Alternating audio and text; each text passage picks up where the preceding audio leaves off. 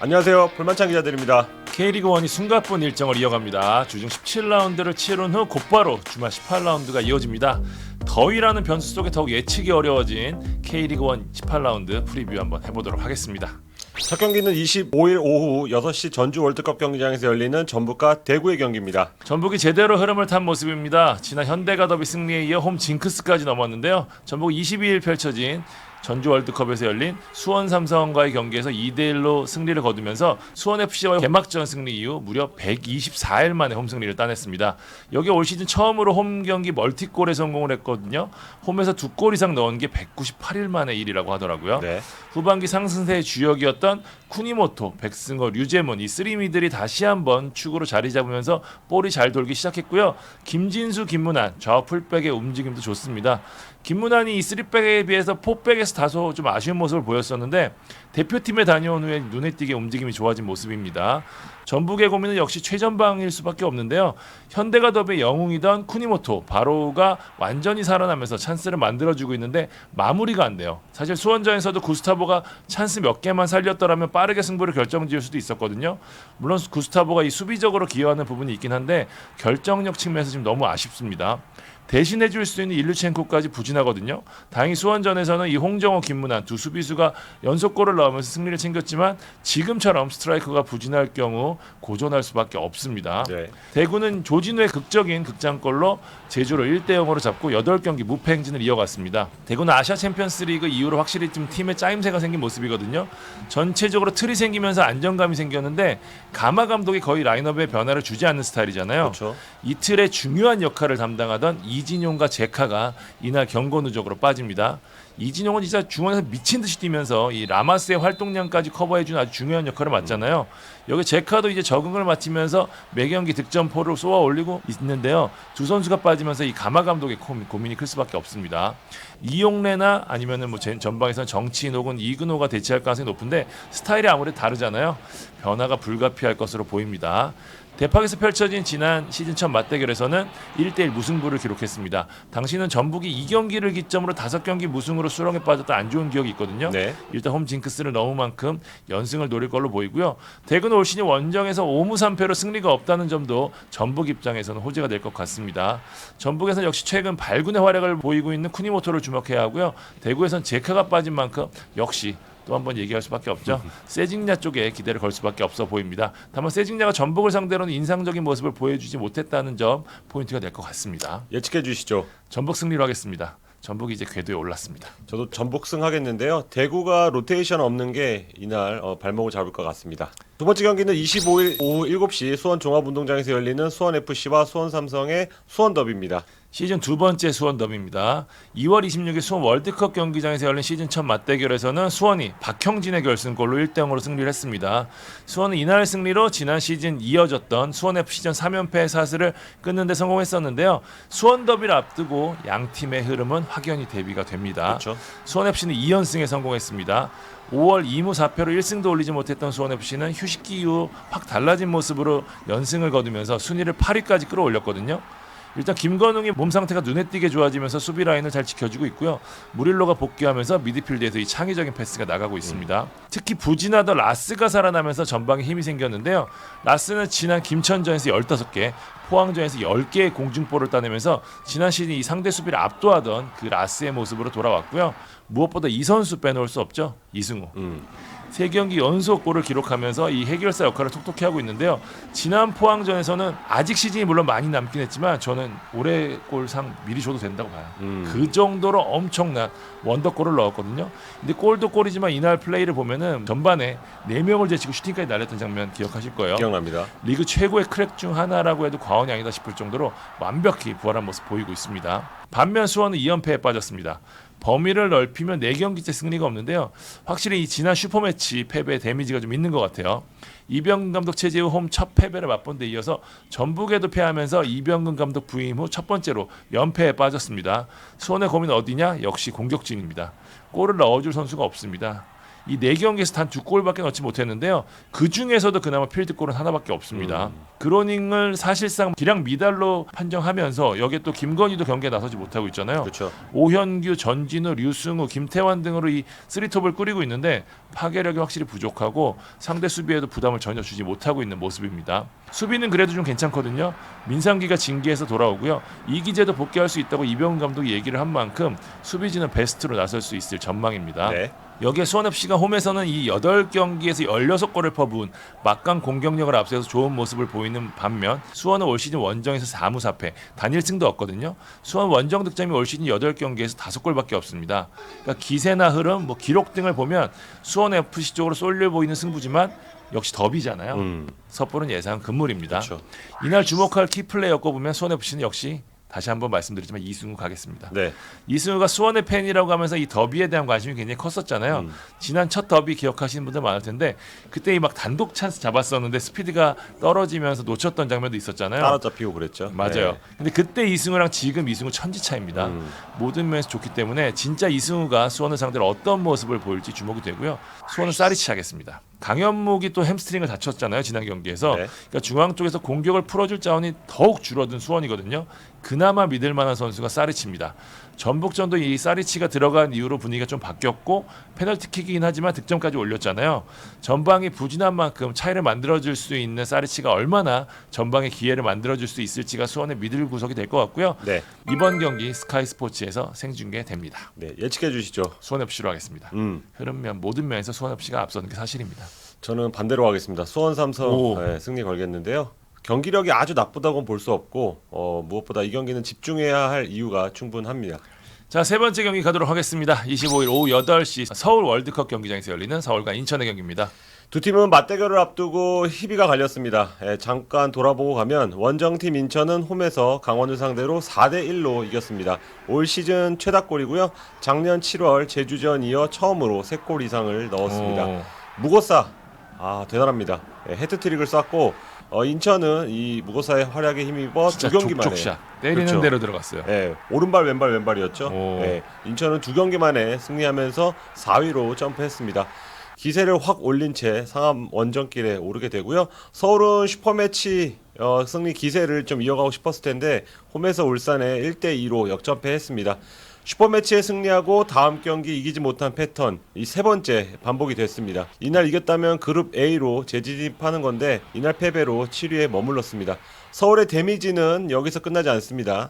경기 중 오스마르가 발가락 통증을 호소하면서 교체됐고요. 맞아요. 네. 황인범은 손가락을 다쳐서 교체가 됐습니다. 두 선수의 상태를 좀 살피고 있고요. 발가락 손가락. 네, 그렇습니다. 두 선수가 빠질 경우 여기는 또 발목 부상자가 있습니다. 맞아요. 나상호 선수. 네.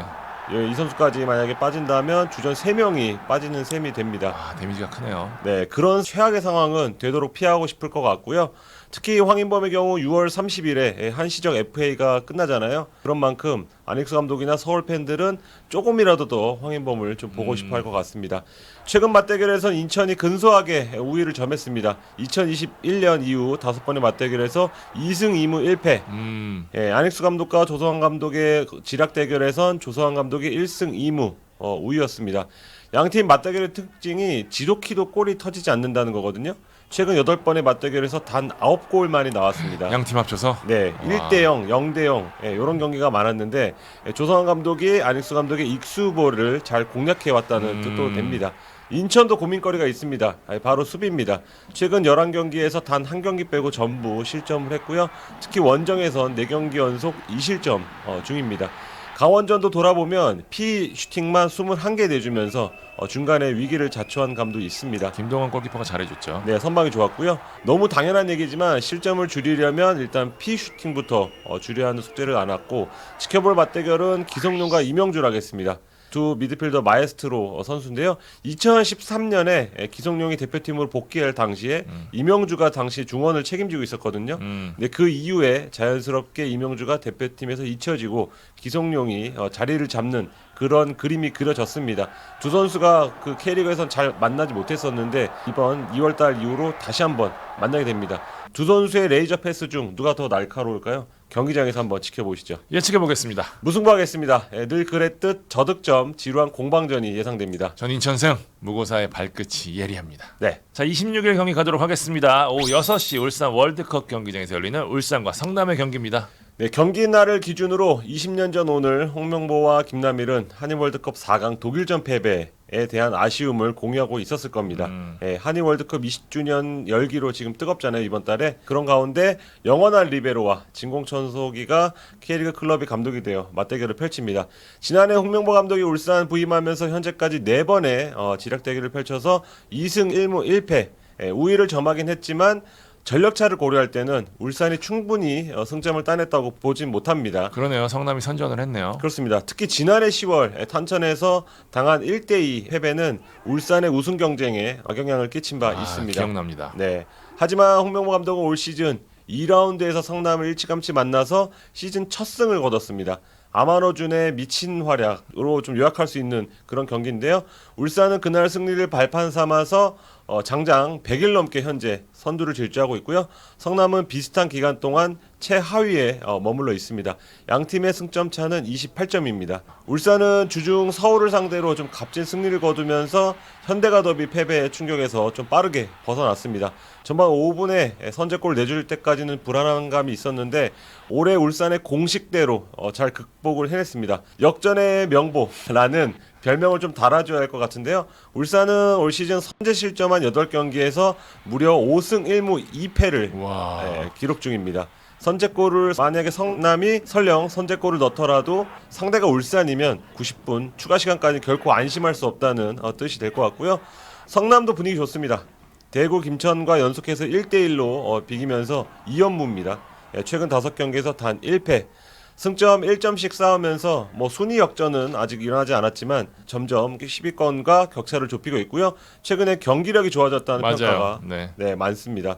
최근 4경기에서 멀티 실점이 일단 없고 4경기 중 2경기에서 전반 선제골을 넣을 정도로 달라진 모습인데요. 김천전에선 뮬리치가 근 80일 만에 시즌 3억 골까지 터뜨리기도 했습니다. 김남일 감독이 이날은 조금 더 뮬리치에게 믿음을 주지 않을까 이런 생각이 들고요.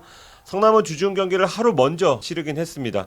그런데 이제 김천 원정 다녀와서 다시 울산 원정을 떠납니다. 일정상 이점은 아주 크지 않을 수 있어 보이고 이날 경기 변수가 있다면 울산 레오나르도의 누적 경고에 의한 결장과 성남 팔라시오스의 출전 여부가 될 것 같습니다. 레오나르도는 최근 3경기 연속 골이 없긴 했어요. 하지만 전방에서 많이 움직여주면서 특히 서울전에서도 엄원상의 결승골에 기점이 되는 그런 힐 패스를 찔러주기도 했습니다. 레오나르도가 빠질 경우에는 아마노나 엄원상 혹은 바코를 전방에 세우는 제로톱 전술을 활용할 것으로 보이고요. 팔라시오스는 대구전에서 이마가 찢어지는 부상을 당해서 김천전에서 좀 결장을 했습니다. 주중에도 현재 상태를 보고 있습니다. 근데 성남이 워낙 지금 부상자가 많아서 팔라시오스가 돌아오길 그런 마음으로 좀 기다리고 있고요. 지켜볼 선수 울산에선 엄원상 꼽겠고요. 성남에선 구본철로 하겠습니다. 엄원상은 2경기 연속골, 탁월한 위치 선정으로 좀 비슷한 장면에서 골을 만들어내고 있습니다. 맞아요. 예. 벌써 8골입니다. 교체로 나오더라도 상대에게 위협이 되는 선수로 좀 성장을 했고요. 성남은 이제 구본철 선수가 최근 5경기 기준으로는 엄원상과 똑같은 3골을 넣었습니다. 문전압 집중력과 같은 부분에선 현재 성남에서 최고의 모습을 보여주고 있습니다. 울산이 서울전에서 이 김명건, 김기희 이 센터백 조합으로 좀 확실히 안정감 있는 모습을 보여줬거든요. 양김. 예. 구본철과 성남 공격진에겐 아주 고난도의 테스트가 될 전망입니다. 이번 경기 스카이 스포츠에서 만나보시죠. 예측해 보겠습니다. 울산 승리하겠습니다. 끝끝내 성남 골문이 열릴 것 같습니다. 맞아요. 저도 성남이 엄청 수비를 할 것 같은데 그래도 울산이 뚫을 것 같아서 울산으로 하겠습니다. 네, 5번째 경기 가보겠습니다. 오후 7시 포항 스틸라드에서 열리는 포항 김천전입니다.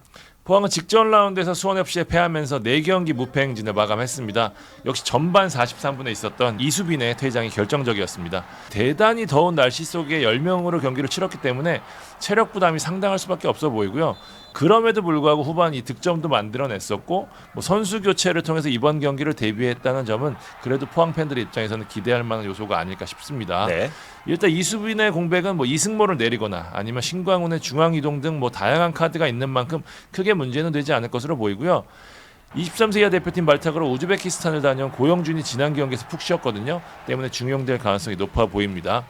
포항의 최근 고민은 4경기에서 6골을 내준 수비인데 체력적으로 어려움을 겪었던 박승욱이 어느 위치에 활용되느냐에 따라서 변화가 좀 있을 전망입니다. 네. 김천은 정말 지독히도 풀리지 않는 모습인데요. 16라운드 성남과의 홈경기에서도 1대1로 비기면서 무승이 7경기로 늘어났습니다. 김천은 성남전에서 이 조규성, 김지현 투톱 카드를 내세우면서 변화를 줬는데 두 공격수의 움직임 나쁘지 않았거든요. 맞습니다. 하지만 전체적으로 세밀함이 좀 떨어지면서 마무리에 어려움을 겪었습니다. 물론 뭐 골대를 맞추는 불운도 좀 있었고요. 네. 여기에 문지환까지 부상으로 사실상 시즌 아웃이 되면서 미드필드 운영이 더욱 어려워졌어요. 가뜩이나 측면 쪽이 부실하고 이 수비 조직이 어려운 만큼 가운데서 얼마나 버티느냐가 중요한데 이 자리에 균열이 왔거든요. 뭐 고승범 선수 같은 경우도 출전이 좀 불투명한 상황이고요. 네. 김태환 감독의 고민이 클 수밖에 없습니다. 일단 김태환 감독 이번 경기에는 권창훈을 스타팅으로 내세우겠다고 못을 박은 상황이기 때문에 권창훈이 들어가면 전형의 변화가 있을 것으로 보입니다. 김천의 홈에서 열린 지난 2월 맞대결에서는 난타전 끝에 김천이 정현철의 결승골을 앞세워서 3대2 승리를 거뒀거든요. 당시 포항에서 이날 경기 후 판정에 대한 불만을 좀 가졌던 걸로 기억을 하는데요. 포항 입장에서는 서력을 노리고 있을 것 같습니다. 네. 일단 포항이 최근 홈에서 3연승을 달리는 반면에 김천은 원정에서 4경기 동안 승리를 챙기지 못하고 있거든요. 원정 승리도 1승밖에 없습니다. 이날 이 두 포인트를 보고 싶은데 일단 신진호와 이영재의 플레이메이킹 대결. 두 선수가 나란히 팀 내 도움과 패스 모두 1위를 달리고 있거든요. 두 선수의 발에서 공격이 시작되는 만큼 중요할 수밖에 없고요. 두 번째는 최전방. 포항은 물론 모세스가 최근 계속 최전방의 경기로 나서고 있지만 결정력 면에서는 허영준이 낮거든요. 지난 경기에서도 골맛을 봤고요. 김천은 지금 조규성에 대한 의존도가 상당하기 때문에 김지현이 이를 얼마나 나눠 가질지를 좀 봐야 될 것 같습니다. 예측해 주시죠. 포항 승리로 하겠습니다. 네. 포항 홈 이점이 좀 커 보입니다. 저는 무승부 하겠는데요. 김천이 3대2 승리를 좀 기억하고 있을 것 같습니다. 자, 마지막 경기입니다. 오후 7시 30분 강릉 종합운동장에서 열리는 강원과 제주의 경기입니다. 강원과 제주, 제주와 강원 주중에 나란히 패했습니다. 네, 강원부터 보겠습니다. 인천 원정에서 슈팅수 21대 7로 앞서고도 득점력이 따르지 않으면서 1대 4로 패했습니다. 올 시즌 수비가 불안하긴 했지만 4골 이상을 내준 적은 이번이 처음입니다. 그러니까요. 특히 김대원이 만회골을 넣은 뒤 1분 만에 무고사에게 허용한 세 번째 골 같은 경우는 강원 수비 집중력을 좀 지적하지 않을 수 없게 만들었고요. 최근 4경기에서 11골 내주면서 승점 1점 획득에 그쳤습니다. 꽤 벌어졌던 최하위 성남과의 승점 차도 어느샌가 4점으로 좁혀진 상태입니다. 강원으로선 반전이 절실한데요. 강원 입장에서는 또 두 가지 희망적인 기록이 있습니다. 바로 감독 간 상성과 홈 어드밴티지라고 할 수 있습니다. 최용수 감독과 제주 남길 감독은 2015년부터 현재까지 통산 9번 만났거든요. 근데 최용수 감독이 5승 3무 1패로 우위를 점했습니다. 오, 재밌는 기록이네요. 네, 지난 2월 제주 원정에서도 0대0 비긴 기억이 있거든요. 그동안은 최용수 감독이 조금 더 전력이 좋은 서울팀을 좀 맞섰던 그렇죠. 걸 감안해야 할 것 같은데 지금은 입장이 조금 바뀌었습니다. 제주는 ACL에 도전하는 팀이고 강원은 강등권, 잔류 사투를 그런 벌이는 팀이라고 볼 수 있거든요. 이날 지략 대결이 어디로 흘러갈지 지켜보고 싶고요. 강원은 원정에서 아직 승리가 없지만 3승을 모두 홈에서 거뒀습니다. 그리고 최근 5경기에서 제주 상대로 패하지 않은 점도 좀 기억하고 있을 겁니다. 제주가 대구 원정 찍고 서귀포로 돌아갔다가 다시 강릉 원정길에 오릅니다. 빡세네요. 네, 체력 부담이 분명히 있을 것으로 보이거든요. 하지만 강원은 하루 늦게 경기를 치른 점을 생각할 때는 그렇게 체력적인 변수는 크지 않을 것 같다. 제주는 대구 원정에서 비록 0대1로 패했지만 제가 직접 보고 왔는데 경기력은 확실히 좋습니다. 특히 후방에서 전방으로 연결되는 패스 연결 과정은 K리그에서 탑티어 수준이라고 확인이 되고요.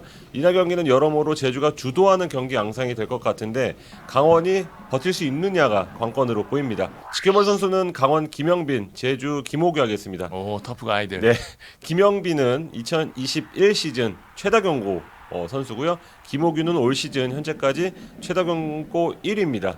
카드 캡처들. 네, 터프한 수비를 즐기는 두 수비수가 팀에 무실점을 선물할 수 있을지 좀 지켜보고 싶은데 김호규에게 조금 더 포커스가 맞춰야 할 것 같습니다. 이 선수가 강원 FC 출신이기도 하고 이번에 세 번째 누적 경고 씻고 돌아오거든요. 중요할 때마다 빠지는 이 선수를 두고 남길 감독도 좀 메시지를 던졌잖아요. 주민규는 10골 넣었는데 맞아요. 김호규는 10개 경고를 받았다. 어떻게 마음을 다잡고 돌아올지 지켜보고 싶습니다. 예측해 보겠습니다. 저는 무승부하겠습니다. 예, 감독관 상성 그리고 제주 윙백들의 체력 소모가 변수가 될 것 같습니다. 전 제주도 제주인데 강원의 흐름이 너무 안 좋다는 점을 좀 보고 싶습니다. 네.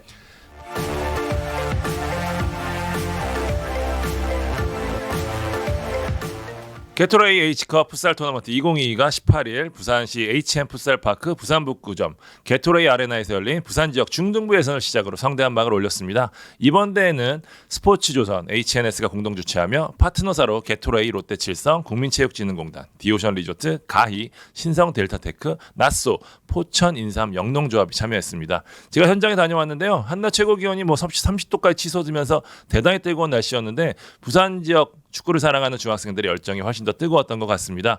전문 엘리트 선수가 아닌 흔히 우리 주변에서 만날 수 있는 축구를 좋아하지만 뭐 경기장에 마땅치 않거나 팀을 꾸리기 어려운 청소년들을 위한 대회 취지에 맞춰서 뭐 방과후 클럽부터 같은 학원을 다닌 친구들의 모임, 정식 풋볼 클럽팀, 심지어 게임 머니를 벌기 위한 급조한 팀까지 각양각색의 팀들로 넘쳐났습니다.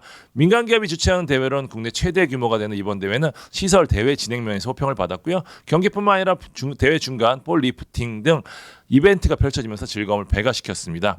이번 대회는 2007년 창단한 FCK가 우승을 차지했고요. 트로피와 장학금 100만 원의 주인공이 됐습니다. 2위는 동아중학교, 3위는 하이타 패밀리가 차지했습니다. 2, 3위는 트로피와 각각 50만 원, 30만 원의 장학금을 받았습니다. 2세 팀과 4위 정무야 기다르는 4위까지 주어지는 전국 챔피언십 티켓을 거머쥐었습니다. 부산 예선을 상황리에 마무리한 이번 대회는 이제 경기도 시흥으로 바톤을 넘깁니다. 시흥 예선은 7월 9일 펼쳐집니다. 많은 기대 바라겠습니다.